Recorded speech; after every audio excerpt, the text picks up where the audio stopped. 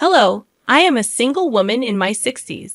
Since childhood, I held on to the belief in a reciprocal philosophy, thinking that my hard work and dedication would be met with equal effort in return. This mindset extended to my relationships, where I believed treating others kindly would result in receiving kindness in return. Even after marriage, I continued to hold this belief, assuming that by being considerate to my husband, he would reciprocate. In today's world, women aren't expected to sacrifice as much. But during my era, societal expectations were different. I willingly made sacrifices for my husband and children, confident that my efforts would contribute to future happiness. However, my marriage and family life didn't unfold as expected. Despite my early mornings and diligent work for the family, complaints and mistakes overshadowed appreciation. At that time, no one mandated that I live this way. I was an ordinary person who married a coworker 4 years my senior due to societal expectations. Despite the societal norms for married women to quit their jobs, I became a full-time housewife after giving birth to my daughter. I had no regrets. I believed it was a natural course of action for family life. Though my life wasn't glamorous like TV dramas, it felt easy and stable. Around my daughter's 9th grade, tragedy struck when my mother passed away suddenly from a heart attack. While mourning her loss, I discovered my husband's affair. In the midst of my grief, he found joy elsewhere, becoming uncaring and eventually demanding a divorce. Despite my determination to avoid divorce, my husband's behavior became unbearable. Divorce wasn't as socially acceptable back then, and despite an irresponsible and unkind husband, I resisted the idea. Looking back, I realized my naivety, but more was at stake. My daughter, witnessing the turmoil, felt the impact. Despite my refusal to divorce, I found myself in a deeply miserable situation.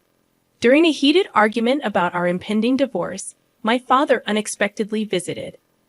Witnessing the distress in our relationship, he offered me a place to live and encouraged me to leave my husband, taking my daughter with me.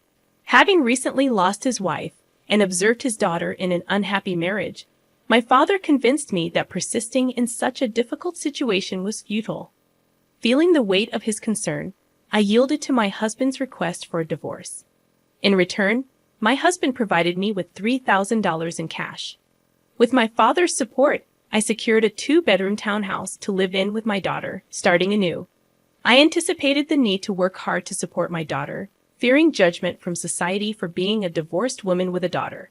This concern was particularly heightened as my daughter entered adolescence. During this challenging period, my daughter expressed typical desires of her age, lamenting the perceived consequences of her parents' divorce. Despite the emotional hurt, I knew I couldn't dwell on them forever, determined to provide for my daughter. I embarked on the journey of seeking stable employment. However, being an older divorced woman with a child made securing a job challenging. Undeterred, I took on multiple part-time and nighttime jobs, even engaging in freelance work at home whenever possible. As time passed, my daughter advanced to her senior year of high school. Despite financial constraints, she excelled academically, finding her own way to thrive. Motivated by my desire to ensure her future, I secured a job at a 24-hour restaurant, working 12-hour shifts. 2/3 of my earnings were diligently saved for her college tuition. Despite facing judgment and gossip, especially from some married men who viewed me as an easy target, I persevered for the sake of my daughter.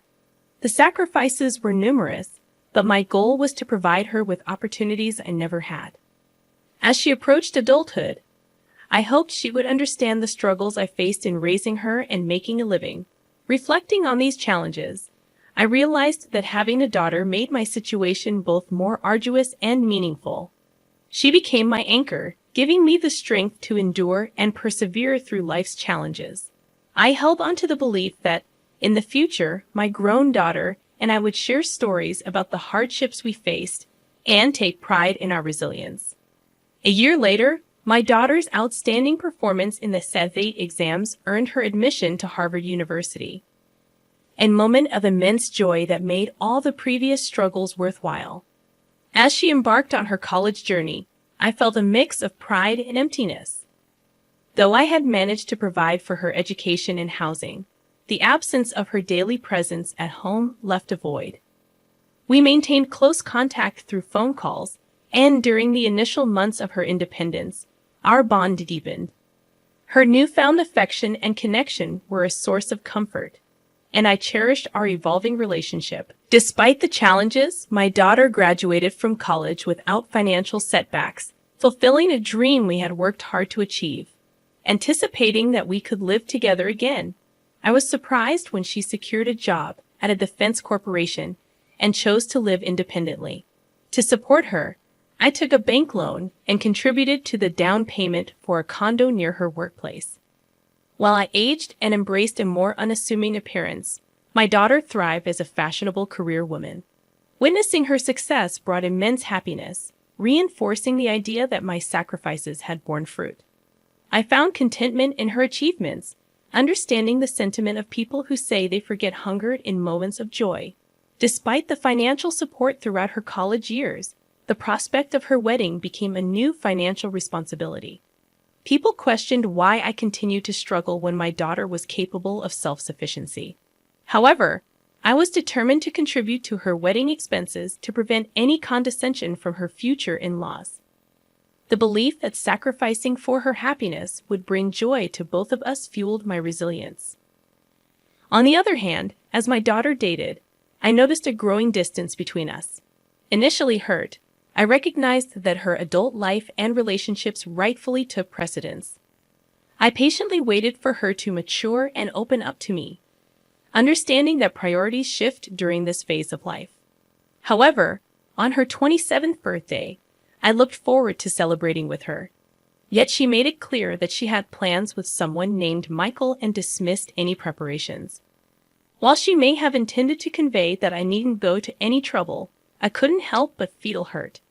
It was her birthday, a day that held immense significance for me as the day she was born, and her apparent indifference stung deeply. It was challenging to comprehend why my daughter considered spending money on her birthday a waste, given the tight budget. Despite her intelligence, her understanding of her own mother seemed distant. Despite my hurt feelings, I understood she was my only daughter, and I wanted to see her briefly on her birthday, even if it meant taking a day off work. On that day, I meticulously paid attention to my appearance before going to her workplace. However, what awaited me was an unexpected and emotionally charged encounter in the company lobby. I saw my ex-husband with his mistress, individuals I never wished to see again. Doubting how he found out and came there, I frantically called my daughter, only to be abruptly hung up on as she claimed to be busy with a meeting. Feeling dumbfounded, I turned around, only to hear my daughter happily calling her dad and embracing him with a bright smile. Her boyfriend seemed familiar with my ex-husband and his wife, adding to my fury. In that moment, I felt betrayed, as if the whole world conspired against me. Drained of meaning, I hastily left the scene. Reflecting on that day, I felt the desire to confront my daughter and ex-husband, but an overwhelming urge to escape prevailed. Despite my inner turmoil, I couldn't muster the courage to call my daughter. Unexpectedly, my daughter showed up at home one day, announcing her decision to get married and handing me an invitation card. The surprise turned into shock when I saw the names on the card. Although she was my daughter, I felt an intense urge to throw her out of the house. I questioned how she, my own daughter, could present such an invitation. I confronted her, expressing my hurt at being treated like a guest at her wedding, emphasizing my role as her mother. In response, my daughter apologized, stating she felt she had no choice. Despite her desire to marry Michael, she faced scrutiny from his parents over every detail about her. The situation left me grappling with complex emotions, torn between hurt and the desire to understand my daughter's perspective on her life-changing decision. The revelation from my daughter about her concerns regarding my divorced past and the challenges of being a single mother struck me deeply. She explained that revealing this truth could jeopardize her chances of marrying her boyfriend, as her potential in-laws might disapprove. In the face of this revelation, I couldn't help but express my frustration, reminding her of the sacrifices and struggles I endured to raise her. work at a restaurant, and fund her education. My daughter's response. However, her response stunned me. She dismissed the past, stating that her father and his new partner, the woman who played a role in breaking our family, had already met with her future in-laws. In her perspective, the present was what mattered most, and she prioritized her desire for a comfortable life over the difficulties we faced before. Feeling hurt and regretful, I spoke harshly to her for the first time in my life, expressing my disappointment in her attitude. In turn, she suggested that if I wanted to drop her from my life, I should repay her for the money I spent raising her. This exchange led to a heated argument, and she left my house in anger, proclaiming that we were now strangers. Devastated by the turn of events, I questioned the purpose of saving money for her wedding and felt a deep sadness when I looked at the wedding invitation she had left behind, with a different name printed where mine should have been. 3 years later, I received news that my father, who had been living independently to avoid burdening me, had fallen ill. Sadly, I learned about his condition only after his passing. The realization of being a poor daughter to him hit me hard. A few months later, I inherited a small condo where he had lived, a bittersweet reminder of the family ties and struggles that shaped my life. Upon realizing that I had money saved from my daughter's wedding in the savings account, I decided it was time to live for myself, even if it seemed somewhat late in life. I pondered the idea that in today's world, trusting only one child and sacrificing for them might not be the most fulfilling path. It was a realization that I should prioritize my own desires and needs before it became too late for me to enjoy life. As I contemplated this shift in perspective, a real estate broker and close friend from the restaurant where I worked suggested that I consider what I truly wanted to do. Despite societal expectations for women to sacrifice, I felt the desire to break free from that mold and live for myself. I harbored a feeling of regret and sorrow for the sacrifices I made over the years, and I yearned to pursue personal fulfillment.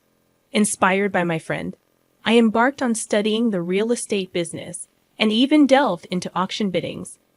With some savings and money from selling my late father's condo, I seized the opportunity to take on a new challenge. In the surprising turn of events, I became a building owner overnight, residing in a prime location. 6 months later, after returning from a mountain climbing adventure, I found myself on the top floor of my building, now transformed into my home. Unexpectedly, someone knocked on my door, and I debated whether to pretend not to be home due to fatigue. However, curiosity prevailed, and I opened the door to find my pregnant daughter with a chubby-cheeked toddler in her arms. Tearful and distressed, she explained that she had been deceived by her husband, who turned violent and had affairs. Faced with impending childbirth and raising her young daughter, she sought refuge with me, despite my initial shock and the lingering hurt from our previous arguments. I couldn't turn my back on my daughter in need. She revealed that she had heard about my newfound success in real estate and wanted assistance. Despite the painful history between us, she pleaded for help, pointing out that she had a share in the money I had acquired from my wedding savings and inheritance. Caught between anger and compassion, I couldn't deny my daughter's plea for help. Despite her past actions, I recognized the vulnerability in her situation and knew that as a mother, I couldn't turn her away. The complexities of our relationship resurfaced, prompting me to grapple with the tangled emotions of love, disappointment, and the inevitability of family ties. I confronted her, saying, "I was the one who saved money for your education and your wedding, but you told me to get out of your life. Do I need to give you money now?" I only said that, but I didn't get any money back from you.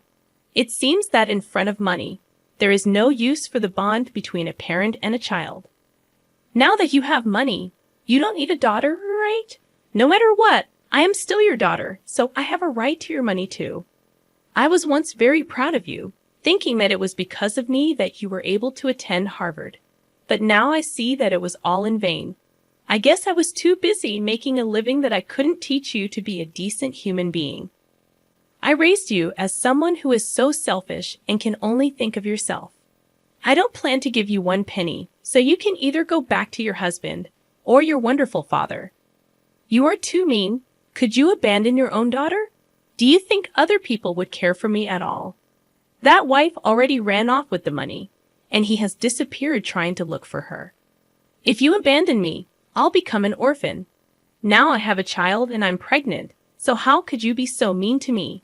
Would you be happy if I died like that?